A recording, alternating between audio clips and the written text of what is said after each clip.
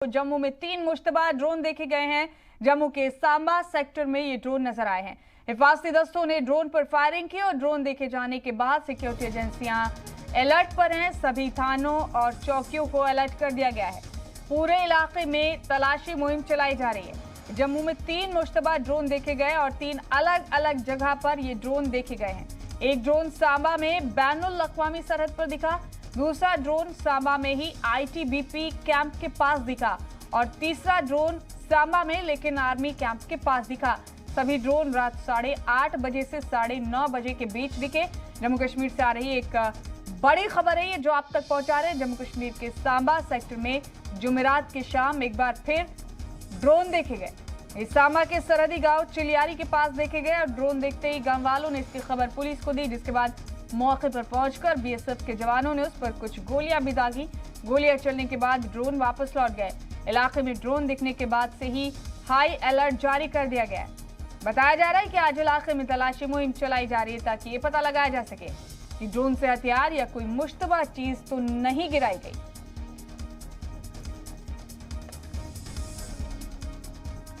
जितेंद्र हमारे साथ बने हुए मुसलसल। जितेंद्र, हमने पहले भी जिक्र किया और अब फिर जम्मू के सांबा में 3 मुख्तलिफ मकामात पर ड्रोन देखे गए। इंटरनेशनल सरहद पर आईटीबीपी कैंप के पास भी और एक और जगह 3 ड्रोन देखे गए। हालांकि फायरिंग के बाद ये ड्रोन वापस लौट गए, लेकिन क्या इरादा लगता है आपको? कौन कौन सी बड़ी साजिशें रची जा रही हो सकती हैं? पाकिस्तान की तरफ से जिस प्रकार से ड्रोन को भेज जाना और बार बार ड्रोन देखे जाना चाहिए, लेकिन बीएसएफ की बात करें कि बीएसएफ की तरफ से फायरिंग की जाती है तो ड्रोन अपने क्षेत्र में वापस चला है। देखा जाए तो जम्मू कश्मीर को जलाने की कोशिश करें, खासकर जम्मू।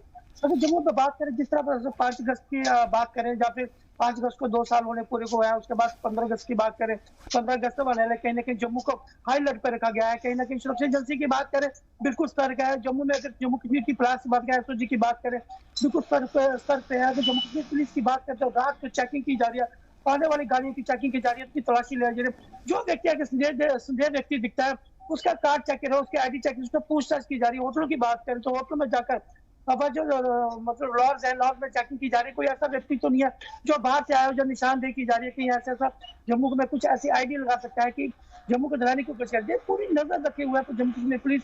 अगर बात करें ड्रोन की, अगर ड्रोन किस प्रकार से जम्मू कश्मीर में दाखिल होने का, जम्मू में दाखिल होने को देखा जाए तो कहीं ना कहीं पाकिस्तान की तरफ से हथियार भिजवाने की कोशिश करते, कहीं आईडी भिजवाने की कोशिश कि जम्मू में जगह जगह आईडी लगाई जा सके, उसका ब्लास्ट किया जाए। लेकिन ऐसा होने वाला नहीं कि जम्मू कश्मीर के जम्मू कश्मीर पुलिस की बात करें, जम्मू की खासकर बात करके सुरक्षा एजेंसी बिल्कुल सतर्क है।